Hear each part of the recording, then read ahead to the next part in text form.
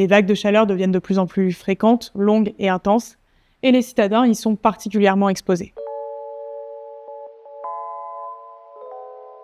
Je suis Célia Sondaz, chercheuse postdoctorante à l'INSA Lyon au laboratoire CETIL, le centre d'énergétique et de thermique de Lyon. Je travaille pour le projet VF2+, des villes fraîches par et pour leurs usagers.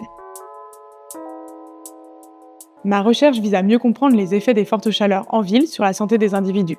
Au-delà de l'augmentation de la mortalité dont on entend beaucoup parler dans les médias lors d'événements extrêmes comme les canicules d'août 2003 ou 2023, ces vagues de chaleur ont aussi des conséquences sur notre santé globale et notre bien-être. Le stress thermique peut mettre notre corps à rude épreuve si celui-ci n'arrive plus à se réguler correctement.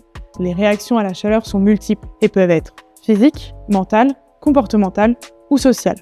Par exemple, des troubles du sommeil, de la fatigue, des œdèmes des extrémités, des troubles de la concentration ou de l'isolement social. Lors de ma thèse, j'ai réalisé une étude exploratoire des effets de la chaleur sur une population épidémiologiquement vulnérable, les femmes de plus de 70 ans. J'ai alors proposé et expérimenté une approche interdisciplinaire croisant modélisation numérique et enquête de terrain. J'ai simulé le comportement thermique des bâtiments et la manière dont il affecte le corps humain.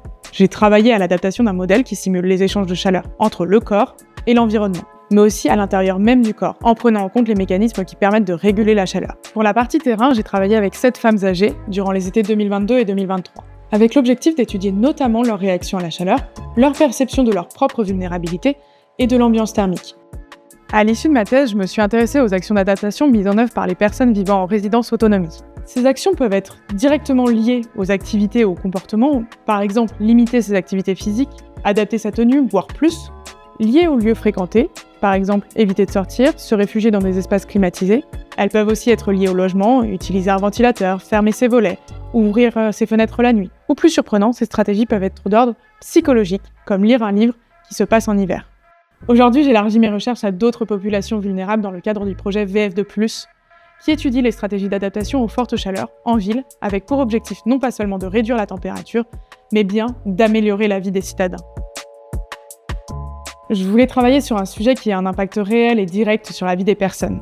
Or, mes expériences professionnelles dans le secteur du bâtiment m'ont montré qu'on oubliait parfois que ces derniers étaient conçus pour être habités par des personnes qui doivent s'y sentir bien, même en période de forte chaleur. J'espère que mes travaux permettront de mieux prendre en compte à la fois dans la recherche, la conception, la gestion des bâtiments et dans les politiques publiques, les besoins et les pratiques des habitants, quel que soit leur profil.